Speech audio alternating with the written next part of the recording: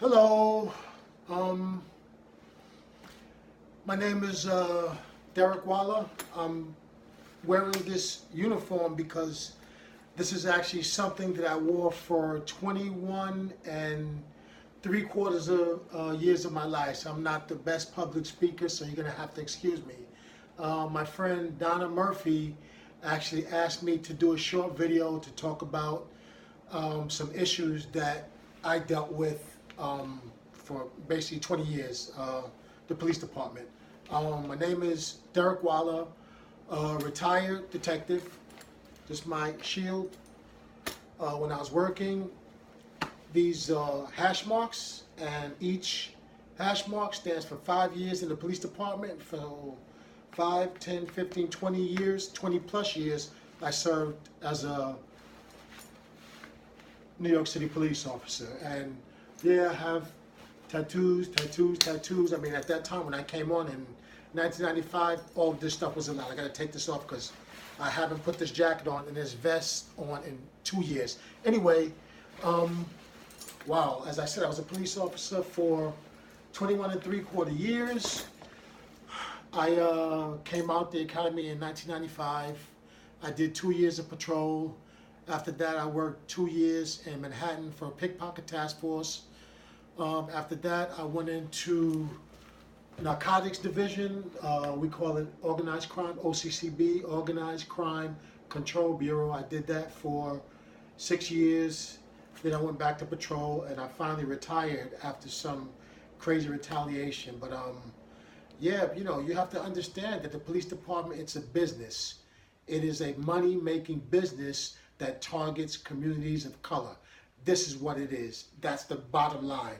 The police department brings in millions upon millions of dollars every year on colored bodies. It's that simple. Once you can get past that, then you can try and, you know, break it down and like understand how it fuels the criminal justice system. Yes, the police department fuels the criminal justice system, and I'm actually a part of a group called the NYPD 12, and we're actually involved in a class action lawsuit against the police department, and we talk about the illegal quota system and how it brings colored bodies into the criminal justice system. Really, literally rips bodies apart, rips families apart. When I was a police officer, that's when they instituted the whole broken windows thing, and there's been plenty of studies to show that it does not work. It targets community of color. It goes into these neighborhoods and locks up these young kids for spitting, for jaywalking, for riding their bicycle on the sidewalk.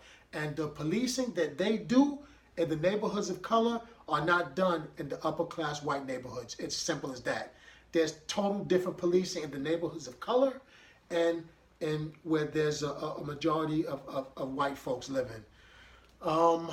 I'm actually involved in a documentary called, I don't know why I still have the vest on. I thought it would be a good look for this little personal documentary I'm doing for Donna.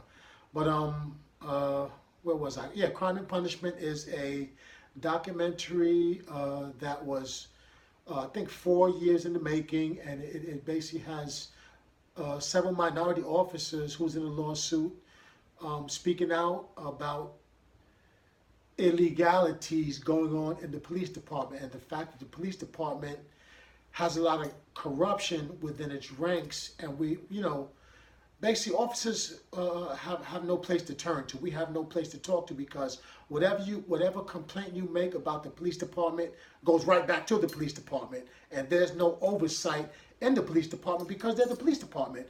And a lot of these other police departments basically get their structure from the New York City Police Department, like Broken Windows. Broken Windows was made in New York, you know. They said it didn't target community of colors, but it did. Wow. I don't even know what to go, man. The police department, it's really an amazing job to have if police officers are trained correctly. Even the whole stop, question, and frisk, I'm with it. You know, they got rid of stop, question, and frisk, but it's an amazing tool for police officers to have if it's done constitutionally. But when you're just going through guys' pockets, trying to bag them up, trying to collar them just to, get numbers to fuel the criminal justice system, that's when it's a bad tool. But, if it's done constitutionally, I'm with it. It's a good tool, Wow. Like I said, you should Google me. My name is Detective Derek Waller. You can Google it, Waller, 1RDERICK. And you should also Google NYPD 12 interview with Sarah Wallace, WALLACE. That's basically the interview that blew the whole lawsuit up. Also, Crime and Punishment is an amazing documentary that police officers need to see, minority children need to see, parents need to take their children to see it, because it's an eye-opening documentary. It tells you exactly what the police department does to minority officers that don't abide by their rules, and their rules basically have us going into these, these neighborhoods of color and locking up people.